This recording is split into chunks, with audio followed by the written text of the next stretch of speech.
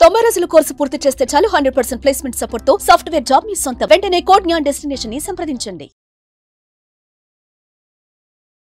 Welcome to Suman TV. నేను మీ Suman TV Nag. Mindful millionaire only for business owners and ఎవరైనా కొత్తగా బిజినెస్ పెట్టి ఒక రైట్ ఐడియాతోటి ముందుకు వెళ్ళాలి అనుకునేటువంటి వాళ్ళకి సిరీస్ చాలా బాగా ఉపయోగపడుతుంది.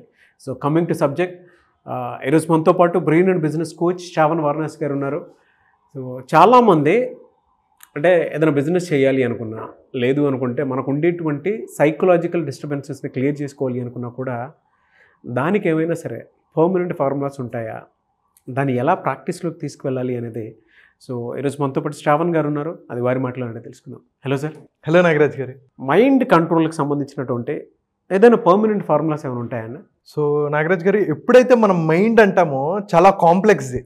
ఎందుకంటే మనకన్నా ఫాస్ట్గా పరిగెత్తగలిగేది, వేరే కంట్రీకి వెళ్ళగలిగేది మైండ్. చాలామందికి హై పొటెన్షియల్ ఉన్నా సరే వాళ్ళు సరిగ్గా పర్ఫామ్ చేయలేకపోవడానికి కారణం ఏంటంటే మైండ్ వాళ్ళ కంట్రోల్లో ఉండదు. మైండ్తో పాటు ఇంకోటి ఏ కంట్రోల్లో ఉంటే ఒక అద్భుతమైన లైఫ్ లీడ్ చేయొచ్చు అంటే అవి సెన్సెస్. ప్రీవియస్గా మనం సెన్సెస్ని ఎలా కంట్రోల్ చేసుకోవాలని ఆశంకరాచార్యులు ఏం చెప్పారు అనే దాని గురించి మాట్లాడుకున్నాం.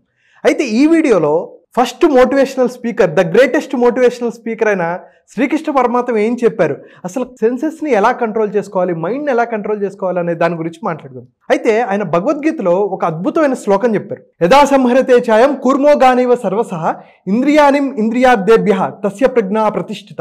ఒక చదువు రాని వాడికి కూడా అర్థం అయ్యేటట్టు చెప్పాలి అంటే, ఎప్పుడైనా తాబేలు నడుచుకుంటూ వెళ్ళటం చూసారా? చూసాను. తాబేలు ఇలా నడుచుకుంటూ వెళ్తున్నప్పుడు సడన్గా ఒక డేంజర్ వచ్చింది. అంటే ఒక యానిమల్ వచ్చింది, ఒక కుక్కో లేకపోతే ఒక పులో ఏదో వచ్చింది అనుకోండి. వెంటనే ఏం చేస్తుంది, తన అవయవాల్ని, అంగాల్ని ఒక షెల్లో లోపలికి దాచిపెట్టేసుకుంటుంది, తల లోపలికి పెట్టేసుకుంటుంది, ప్రొటెక్ట్ చేసుకుంటుంది. అంటే తన తల, కాళ్ళు, అంగాలు అన్నిటినీ ఆ షెల్ లోపల ప్రొటెక్ట్ చేసుకుంటుంది.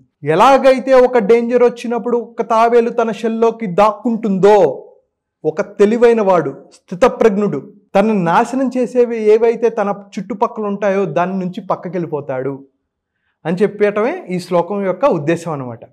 సో మనం ఏం చేస్తున్నాం అండి, ఏవైతే చూడకూడదో వాటిని చూస్తున్నాం, ఏవైతే తినకూడదో దాన్ని తింటున్నాం, ఏవైతే వినకూడదో వాటిని వింటున్నాం, ఏవైతే టచ్ చేయకూడదో, ఎవరితో అయితే ఉండకూడదో వాళ్ళతో మనం ఉండి ఇలా మన సెన్సెస్ని బానిసైపోతున్నాం.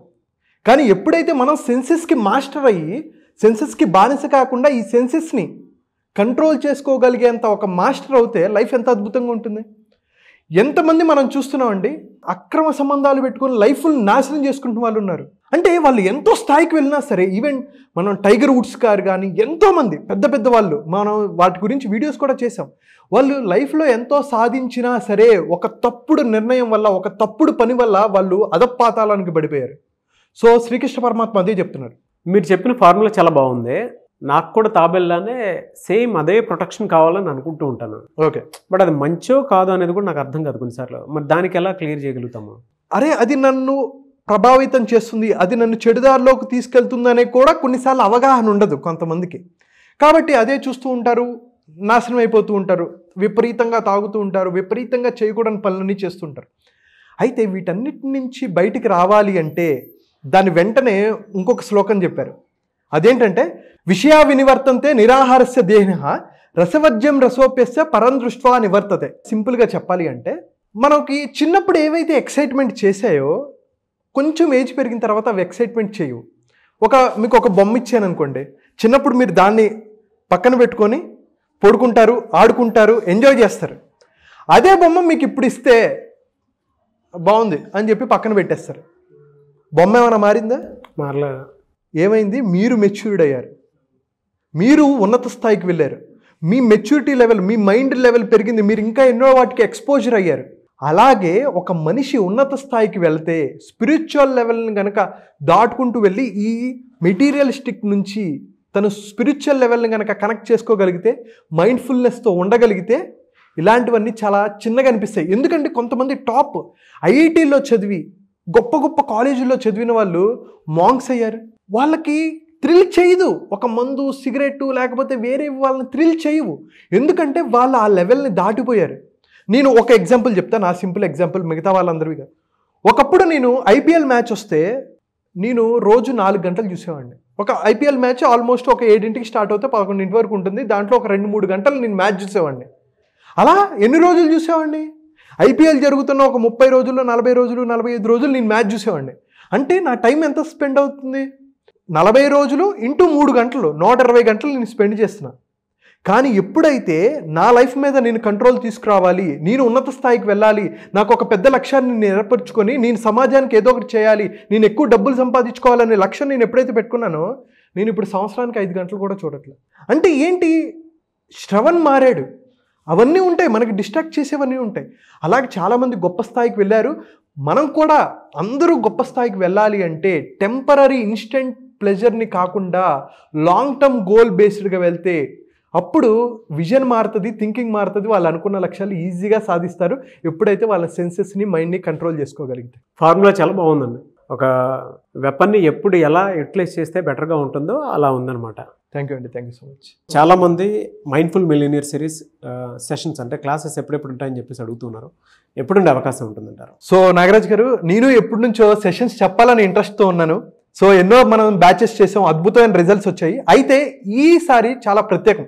ఎందుకంటే మనం ఈ బ్యాచ్ని April 3 నుంచి స్టార్ట్ చేస్తున్నాం. ఎందుకంటే మన ఉగాది, మన తెలుగు నామ సంవత్సరంలో మనం ఈసారి స్టార్ట్ చేస్తున్నాం.